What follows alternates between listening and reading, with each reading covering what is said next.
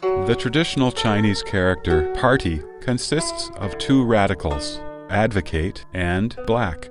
Confucius said, "The superior man has friends but does not belong to a clique."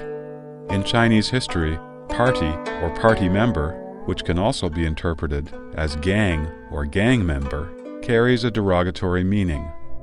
The Communist Party emerged, grew, and eventually seized power in contemporary China.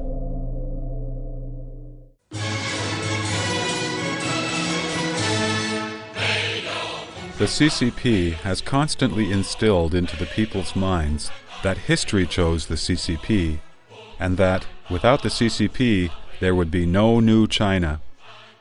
Did the Chinese people choose the Communist Party, or did the Communist Party gang up and force the Chinese people to accept it? Let us review China's history in the 20th century to seek the real answers.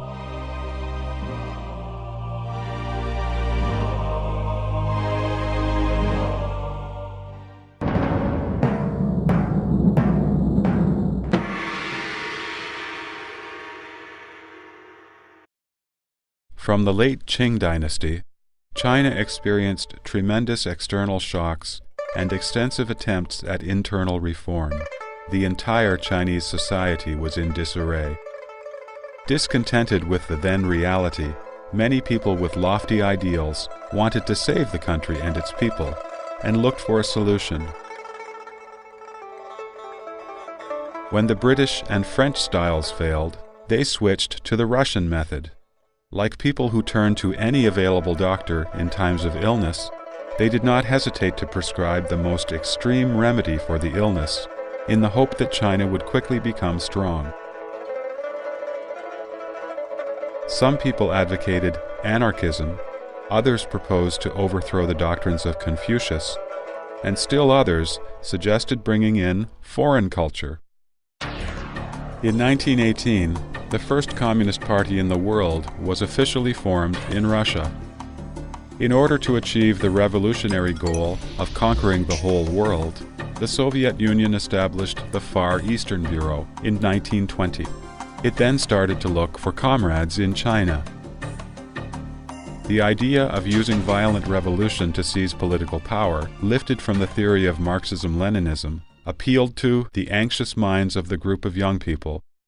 Under such circumstances, communism, a completely foreign concept, was introduced into China. The founders of the CCP did not realize that the deity they had introduced from the Soviet Union was in reality an evil specter, and the remedy they sought for strengthening the nation was actually a deadly poison.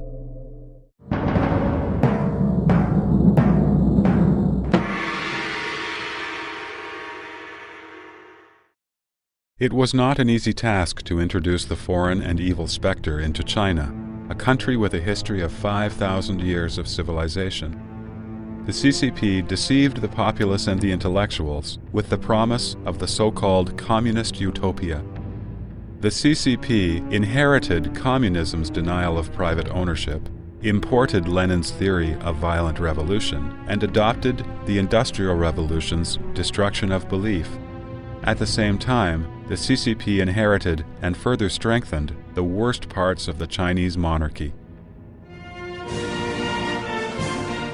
The Communist Party presented the fantasy of a communist paradise as the truth, and aroused people's enthusiasm to fight for it. Employing such an absolutely absurd idea, the CCP severed the connections between humanity and Earth and cut the lifeline that connects the Chinese people to their ancestors and national traditions. By summoning people to give their lives for communism, the CCP strengthened its ability to do harm. The communist movement was introduced to China as an experiment. The CCP's success in defeating other theories and eventually gaining control of the entire Chinese nation comes from its cruel, evil, and violent nature.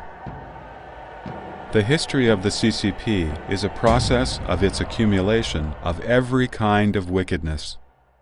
In this process, the CCP has continuously perfected its 9 inherited traits: evil, deceit, incitement, fighting, robbery, unleashing the scum of society, espionage, elimination, and control. Responding to continuous crises, the CCP has consolidated and strengthened the means and extent to which these malignant characteristics have been playing out.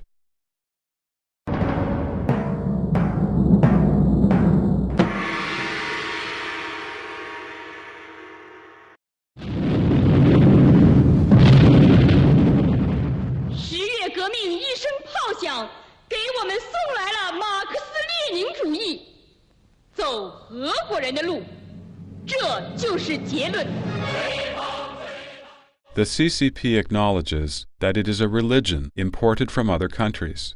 From ideology to experience, from organization to capital, everything is brought in from the Soviet Union. It carried out the imperialism of the Russian Red Army, following the Soviet Party on everything. From the beginning, the CCP was a traitorous party. In July 1921, the CCP was officially formed. As the China branch of the Comintern, the CCP began to receive funding from the Comintern, beginning in October 1921. According to statistics available from declassified party documents, during the period from 1924 to 1927, the contribution from the Comintern averaged around 20,000 yuan per month. At the Second National Congress of the CCP in July 1922, there were only 195 CCP members across all of China. The Comintern criticized the CCP for not working diligently. Based on the All-Russian Communist Party's experience, it ordered the CCP to join the KMT. The CCP made itself bigger and more powerful through the KMT and won people's hearts through participating in the National Revolution movement. With the support of the Soviet Union, the CCP wantonly seized political power within the KMT during the alliance. Among the KMT ministers, CCP member Tan Pingshan became the minister of the Central Personnel Department. Mao Zedong assumed the position of acting minister of the Propaganda Department. Zhou Enlai held the position of director of the political department of the Huangpu Military Academy. Lin Zuhan was the minister of rural affairs. Many communists served as KMT party representatives at various levels of the National Revolutionary Army. The number of the CCP members increased dramatically from 420 in 1923 to 30,000 by 1928. The CCP members who joined the KMT did not obey the KMT rules. They publicly aired their views, attacking the KMT. They breached their promises and organized and expanded an underground CCP within the KMT. In January 1925, when the CCP only had 994 members, it had already raised the question of who would have leadership in China. Had Sun Yat-sen not died, he, instead of Chiang Kai-shek, would have been the target of the CCP in its quest for power.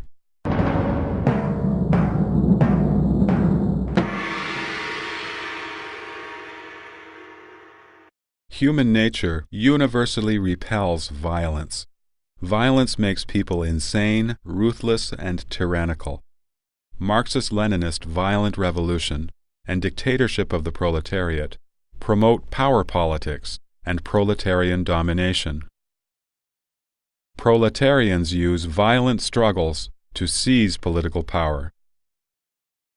The Communist Manifesto clearly declared that their ends could be attained only by the forcible overthrow of all existing social conditions. That is, to use violent revolution to destroy the old state apparatus and to establish a dictatorship of the proletariat. This is the root of evil in Marxism and Leninism. Evil is the main character trait that the Marxist-Leninist spectre passed on to the CCP. It is the root of all evils.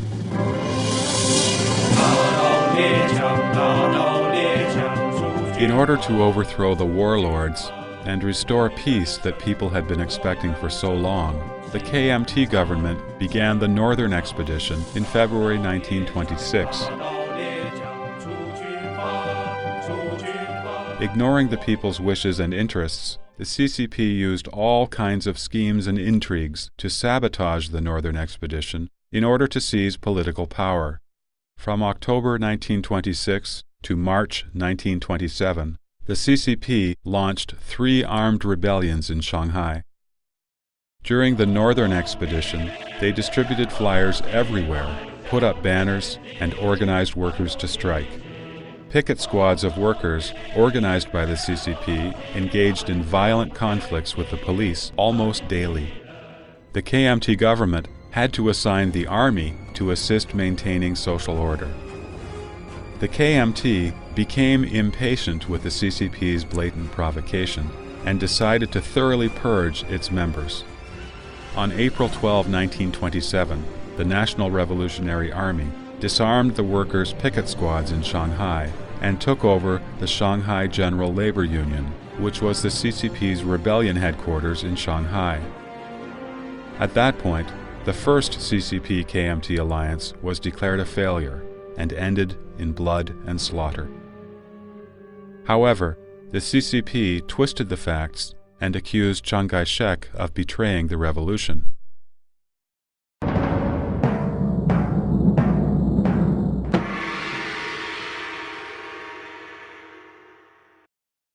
When the National Revolutionary Army was at war with the warlords, the CCP was advocating peasants to rebel and to confiscate land from its owners in the rural areas.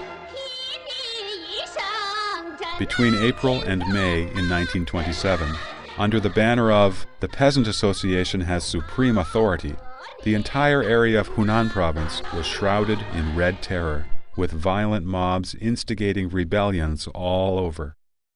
CCP leader Li Lisan's father was killed by the Peasant Association. National Revolutionary Army Corps Commander He Zhan's father was paraded around and publicly criticized until his death. The family members of middle and lower class officers and soldiers from the Northern Expedition Army were also killed.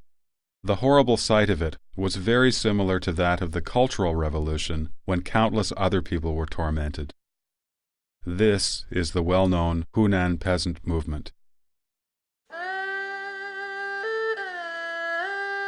The deeply rooted patriarchal clan system in the Chinese countryside served as a fundamental barrier to the Communist Party's establishment of political power.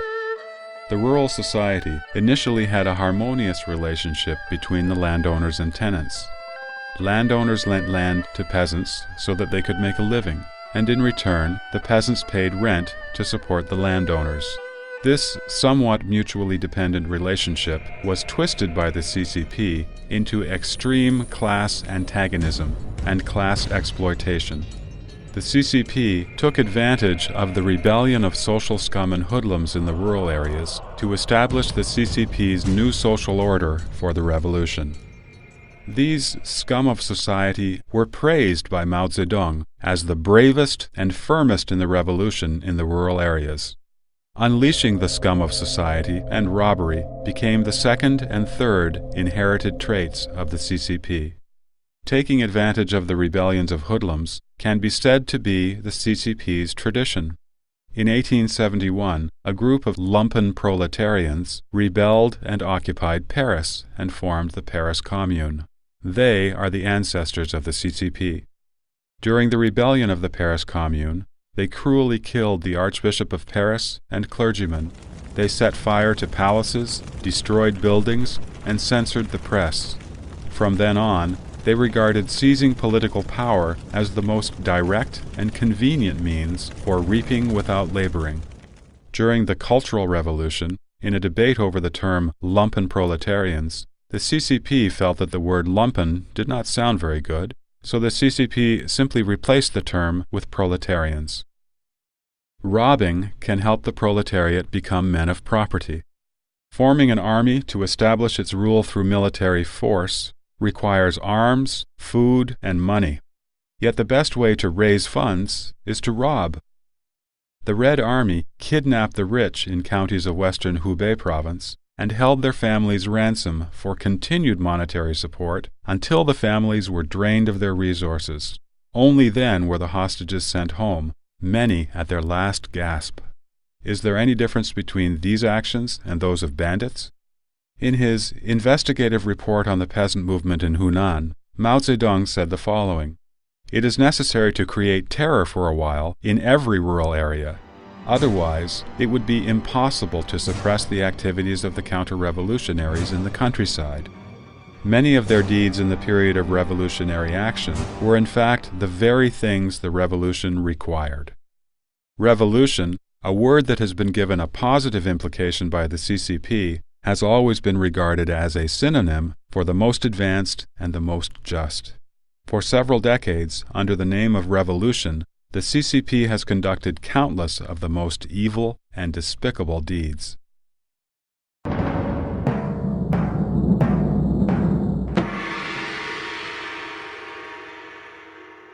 In August 1927, the CCP within the KMT Revolutionary Army initiated the Nanchang Rebellion, which was quickly suppressed. In September, the CCP launched the Autumn Harvest Uprising, and it was suppressed as well. The CCP began to implement a network of control by establishing party organizations at even the smallest grassroots level in the countryside. In October 1930, after exterminating the remaining warlords, the National Revolutionary Army began to encircle and annihilate the CCP's Soviet areas, which lasted 4 years. From October 1933 to January 1934, the CCP suffered a total defeat in its fifth sally. The CCP lost its rural strongholds one after another. With its base areas continually shrinking, the main Red Army had to flee. This was the true origin of the 7,500-mile-long Long March. The CCP trumpeted the Long March as a Chinese revolutionary fairy tale, but it is actually the most dishonorable phase of the CCP history. The so-called anti-Japanese northbound operation was a complete and obvious lie. Pretending to be righteous, the CCP could only rely on lies. Deceit is the fourth evil inherited trait of the CCP. At that time, the Japanese army was mainly in the plains of north and northeastern China. Yet the CCP traveled to the plateau region of Shanbei, which was poles apart from where the Japanese actually were. In fact, the actual route of the Long March was toward the south and west.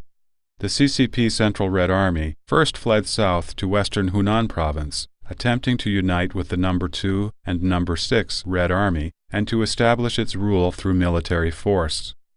Met with defeat, the Red Army then fled to northwest Sichuan to unite with Zhang Guotao. By the time they finally arrived in northern Shanxi province, the main force of the Central Red Army had decreased from 80,000 people to 6,000. During the Sino-Japanese War, the CCP cried out to resist the Japanese. On the other hand, it hid in the enemy's rear areas. The CCP completely left the KMT army alone on the front lines. During the Sino-Japanese War, the KMT lost over 200 marshals, while the commanding officers of the CCP side bore nearly no losses. During the entire Sino-Japanese War, the only major battles the CCP fought were the Pingxing Pass Battle and the 100 Regiment Battle. In the Pingxing Pass Battle, the CCP was neither the leader nor the predominant force. In fact, the CCP troops merely ambushed Japanese supply units.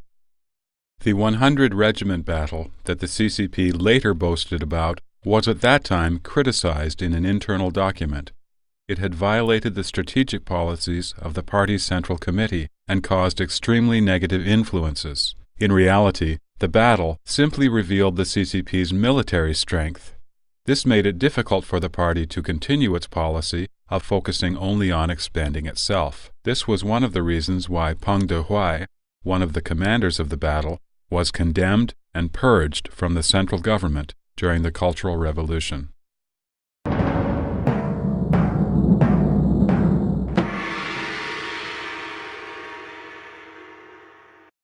Although the CCP claimed to be anti-Japanese to win people's hearts, in reality, the CCP fought shoulder to shoulder with Japanese invaders to defeat the KMT. After the Japanese occupied the city of Shenyang on September 18, 1931, the CCP instigated the people in the KMT-controlled areas to rebel, calling on workers to strike and soldiers to revolt in attempts to overthrow the nationalist government.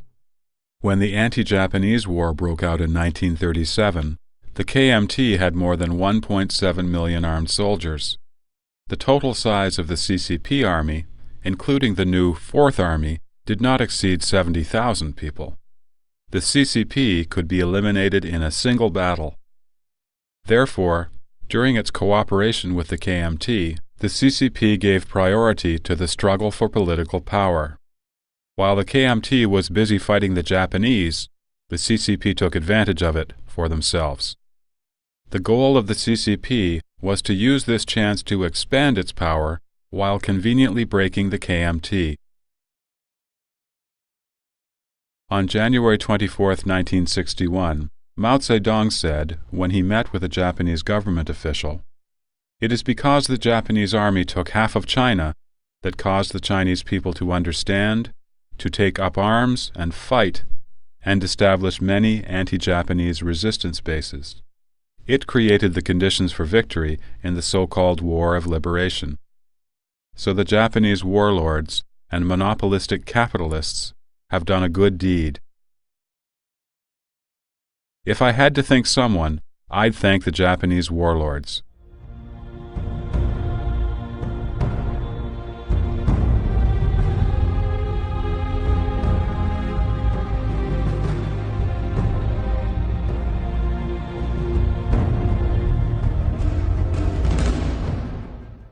No wonder the historians of the CCP say the 8-year anti-Japanese war established the fundamentals for the victory of the Liberation War.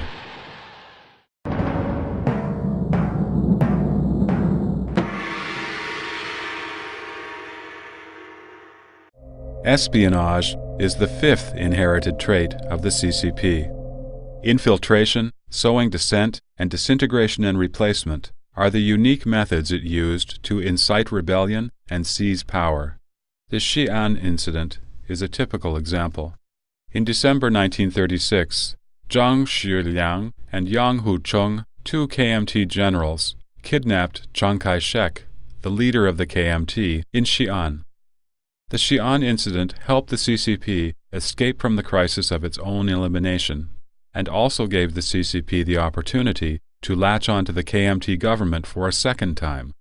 According to CCP textbooks, the Xi'an incident was a military coup initiated by Zhang and Yang, forcing Chiang Kai-shek to fight against the Japanese. As a matter of fact, this coup was directly instigated by the CCP. Before the Xi'an incident, many CCP members had already gathered around Yang Hucheng and Zhang Shiliang. Among those working at Yang Hucheng's side, his own wife, Xu Baozhen, was a CCP member and worked in Yang's political department of the army. Xu married Yang Hucheng in January 1928 with the approval of the CCP. CCP member Wang Bingnan was an honored guest in Yang's home at the time. Wang was sent by the Comintern to persuade Yang to detain Chiang Kai-shek. The CCP members around Yang and Zhang directly instigated the coup. At the beginning of the Xi'an incident, the leaders of the CCP wanted to kill Chiang Kai-shek. In order to pin down the Japanese and prevent them from attacking the Soviet Union, Stalin personally wrote to the Central Committee of the CCP, asking them not to kill Chiang Kai-shek. The CCP could not destroy the KMT, so the CCP changed its tone. The CCP forced Chiang Kai-shek to accept so-called cooperation a second time, in the name of joint resistance against the army of the Japanese. The Red Army was soon turned into the 8th Root Army, and the nationalist government paid its soldiers and supplied their provisions. The CCP first was like the bad guy, pointing the gun at Chiang Kai-shek, but then turned around and acted like the good guy.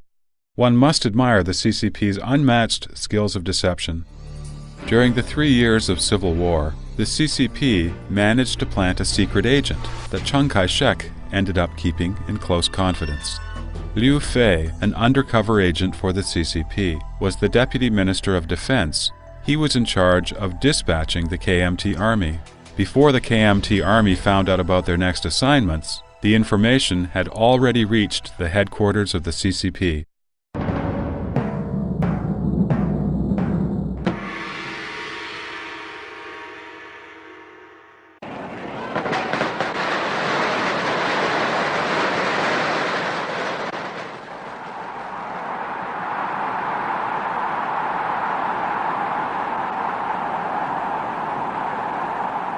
After the anti-Japanese war was over, with the strength it had accumulated during the 8-year war, the CCP then enjoyed the fruits of the labor of the KMT.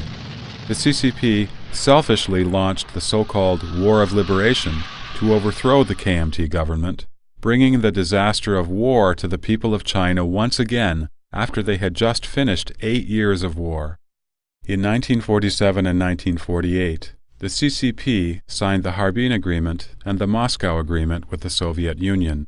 The CCP surrendered national rights and interests and gave away resources from the Northeast in exchange for the Soviet Union's full support in foreign relations and military affairs.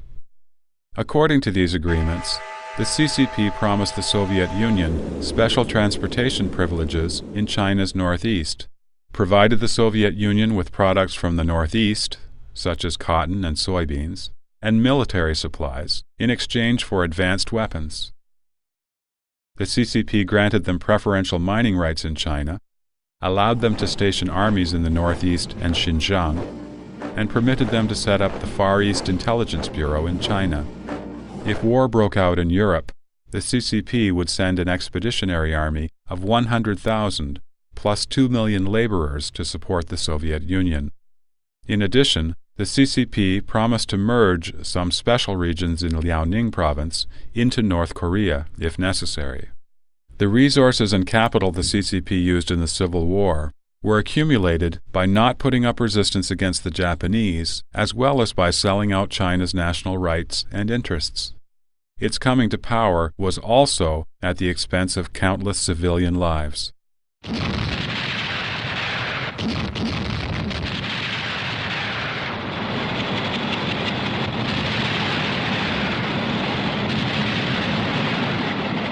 The CCP is well known for its huge crowd strategy. They sent thousands of unarmed civilians to the front lines, forcing the KMT to either murder them or give up. They called it using a sea of people in the war of the people. When besieging the city of Changchun in 1948, in order to exhaust the food supply in the city, the People's Liberation Army was ordered to forbid the people from leaving the city. As a result, during the 2 months of siege, nearly 200,000 died of hunger or froze to death in the city. After the battle was over, the CCP, without a tinge of shame, proudly proclaimed that they had liberated Changchun without firing a single shot. Using ways like this, the CCP used harsh violence and deception, sinister and ruthless methods, successfully chased the KMT away from the mainland.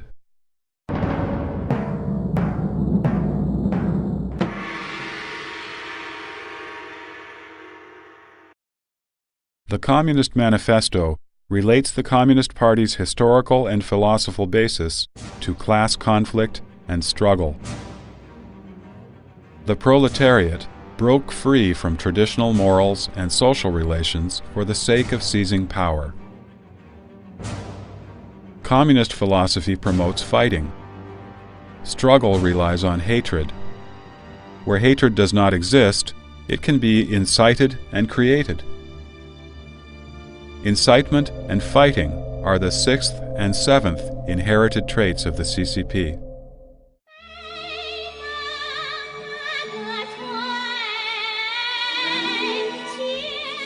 A well-known story of class oppression, The White-Haired Girl, was originally a story about a woman immortal. It had nothing to do with class conflicts. But under the pens of the military writers, she became a person who was being persecuted with enormous hatred. They created a landlord to bully the white-haired girl and transformed a classic folktale into a propaganda piece promoting class struggle. The story was then transformed into a modern drama, opera, and ballet.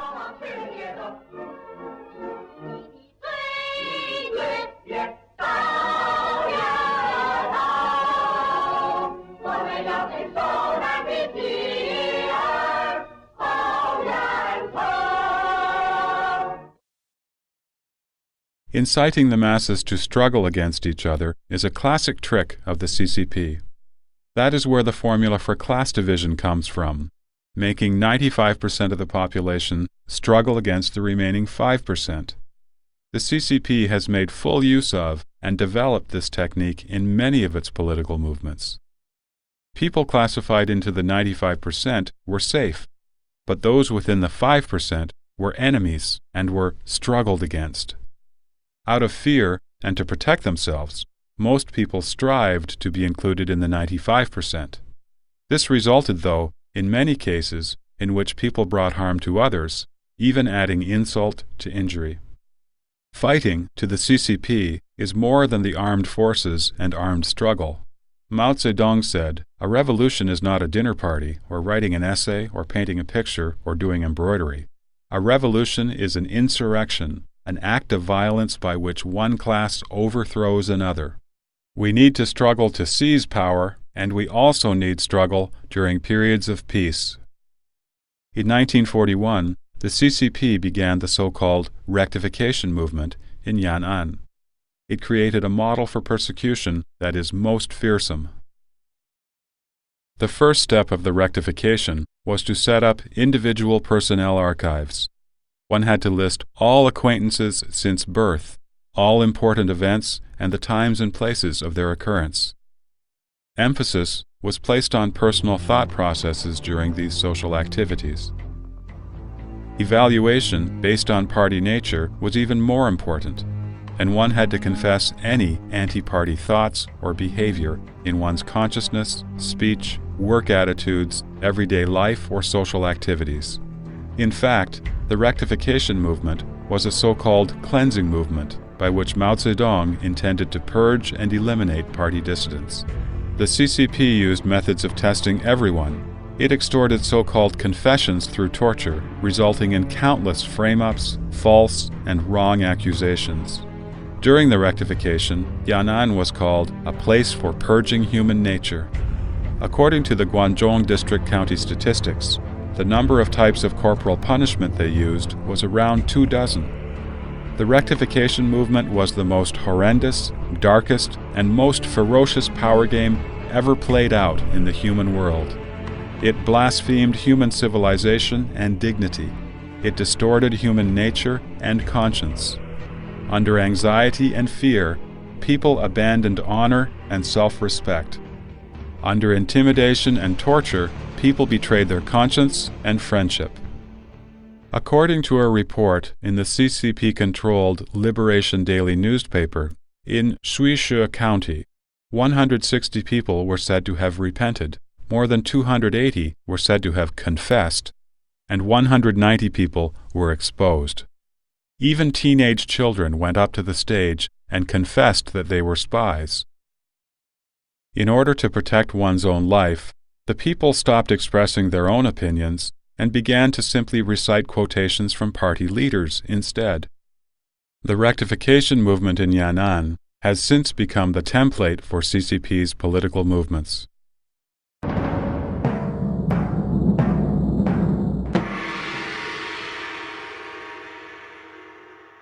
Since its early stages, the CCP has continuously built up its comprehensive theoretical system of genocide.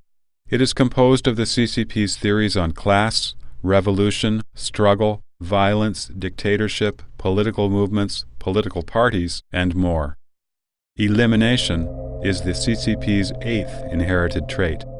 The CCP has also done other things with absolute cruelty, similar to the rectification movement in Yan'an. It deprived landlords and capitalists of their property, exterminated the landlord and rich peasant classes, destroyed rank and order in the countryside, kidnapped and extorted the wealthier people, brainwashed war prisoners, and even claimed to reform industrialists and capitalists. It infiltrated and disintegrated the KMT, and it split from the Communist International and betrayed it. It has even threatened its own members with coercion. Everything the CCP did was hard line. Everything mentioned above was based on the CCP theory of genocide. The essential expression of the CCP genocide is the extermination of conscience and independent thought. If Hitler was said to have exterminated the flesh body of human beings, then the CCP not only wants to exterminate the flesh body, but even more so, wants to exterminate the human mind and spirit. Each and every political movement has been to reform the people's mind and brainwash the human spirit. Genocide serves the fundamental interests of the CCP. Under this reign of terror, the CCP will not only eliminate you if you are against it, but it may also destroy you even if you are for it. It will eliminate whomever it deems should be eliminated. Consequently, everyone lives in the shadow of terror, and everyone fears the CCP.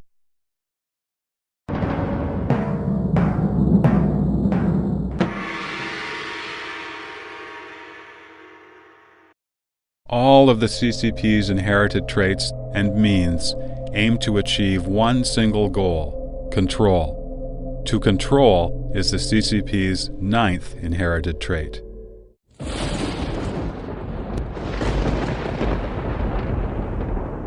Through its evil actions, the CCP has proved itself to be the natural enemy of all existing social forces.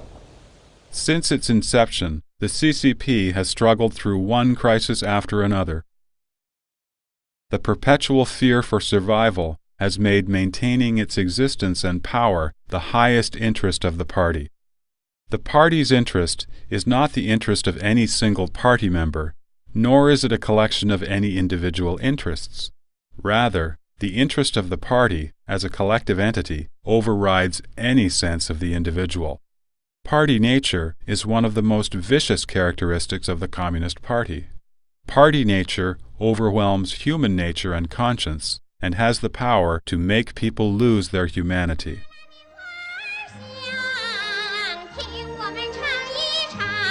The beautiful melody of this folk song from northern Shanxi province is a familiar tune to people's ears, yet the scent rising from this flower basket is not that of any grain or cotton flowers, but rather of the opium poppy. The scent, indeed, was opium, and Mao Zedong named it the revolutionary opium. In 1942, in order to build up its financial resources for a civil war, a mass production movement was launched in Yan'an. The Central Political Bureau of the CCP established an opium production committee led by Ren Bushi, one of the early leaders of the CCP. They, along with the Japanese, sold opium to regions controlled by the KMT, poisoning their own countrymen. In the Vladimirov Diaries, Peter Vladimirov, a representative of the Comintern and a reporter from the TASS news agency, based in Yan'an, recorded a statement made by Dong Fa, a member of the Central Political Bureau of the CCP. He said, "In the past, we sent out one truckload of food after another, and we came back with only a small bag of money. Now, we send out small bags of opium to KMT territories, and we actually bring back big bags of money, one after another. We can use the money to buy guns, cannons, and bullets to fight the KMT." At the 100th anniversary of the birth of Ren, the director of the Opium Production Committee, his party nature was highly praised by the CCP, claiming him to possess superior character, a firm belief in communism, and unlimited loyalty to the cause of the party. He was a model party member. Upon gaining power, the CCP expanded its party nature even further. It successfully launched a campaign of mind control to mold new party tools and screws, such as Lei Feng. These protocols demanded the Chinese people to willingly comply, obey, and cooperate for the benefit of the party. Under CCP rule, everything is done for the interest of the party. Nothing is done for the people, because the party interest overrules everything. When it comes to the party's interest, there is no right from wrong, no good from evil, no justice. The CCP uses party nature to control the entire party and subsequently the rest of society. Clothed in the name of the nation, party nature has been forced upon the people as a set of proper thoughts, a range of stereotypical behaviors, and a regulatory system. From the party leader to the ordinary people, not one person was left out. After several decades of brainwashing, the party nature way of thinking has become inherent in the Chinese people. They became self-restrained, self-compliant, and self-disciplined. The CCP is as hard as steel. It has discipline as solid as iron and has unified intentions. All party members are made of special materials, and the actions of all Chinese people must be in unity.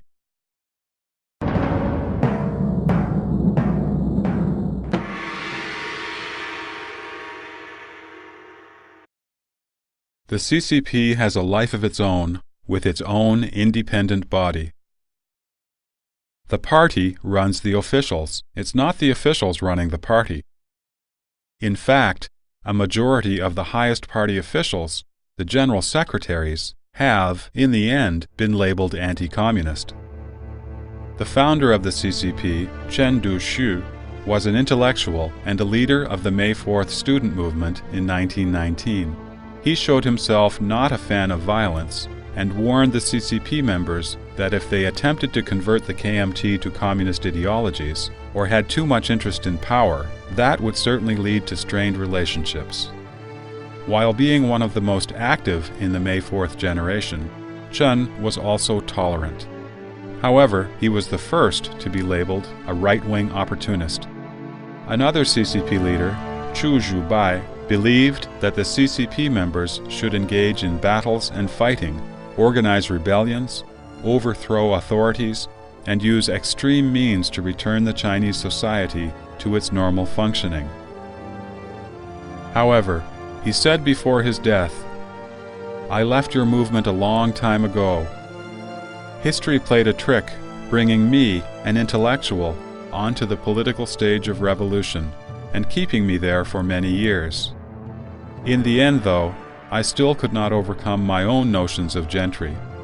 I cannot become a warrior of the proletariat class, after all."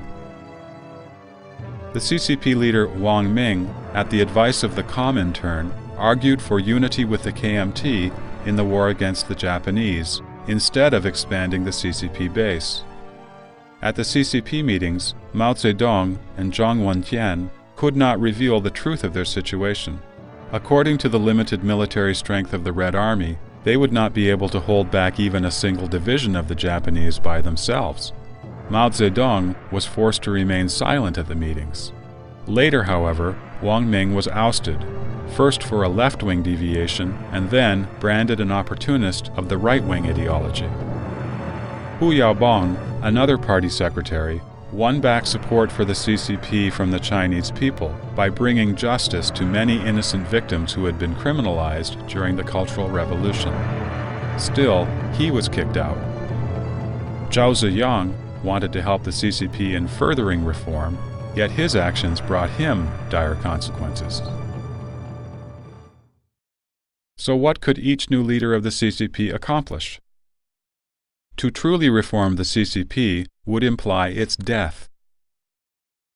There is a certain limit, then, on what even the CCP members can do to transform the CCP system. So there is no chance for any true reformation of the CCP to succeed. Many party leaders ended their political lives in tragedy, yet the CCP has survived. In many instances, when the CCP was at its most evil, the highest officials failed in their positions. This was because their extent of evil did not meet the requirements of the party. Only the most evil would meet its requirements. The CCP leaders who survived their positions were not those who could influence the party, but those who could comprehend the party's evil intentions and follow them.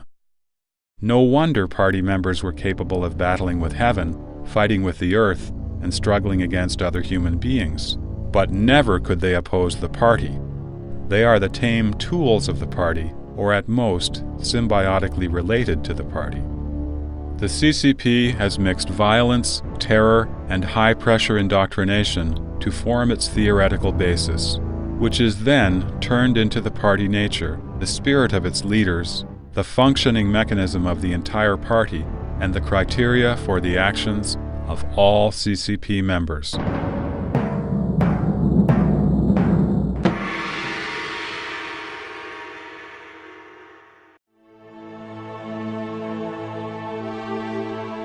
The history of the CCP tells us precisely its illegitimacy. The Chinese people did not choose the CCP. Instead, the CCP forced communism, this foreign evil specter, onto the Chinese people by applying the evil traits that it has inherited from the Communist Party. Evil, deceit, incitement, fighting, robbery, unleashing the scum of society, espionage, elimination, and control.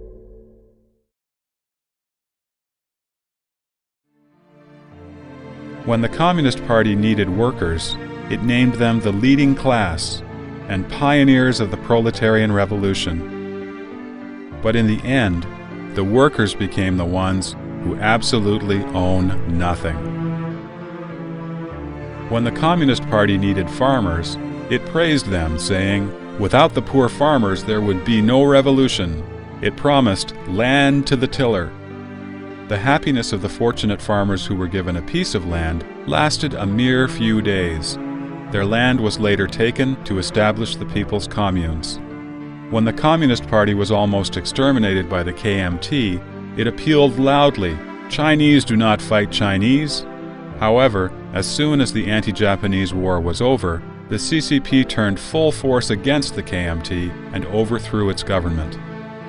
When the CCP needed the support of democratic parties, it urged that all parties strive for long-term coexistence, be sincere with one another, and share honor and disgrace. But anybody who disagreed with or refused to conform to the party's concepts was eliminated. The Communist Party's political power would not be shared with any other individuals or groups. History tells us never to believe in any promises the CCP makes. If one were to believe the words of the Communist Party in any issue, that issue would be the one that would cost one one's life. Without deceit and violence, the CCP would not be in power.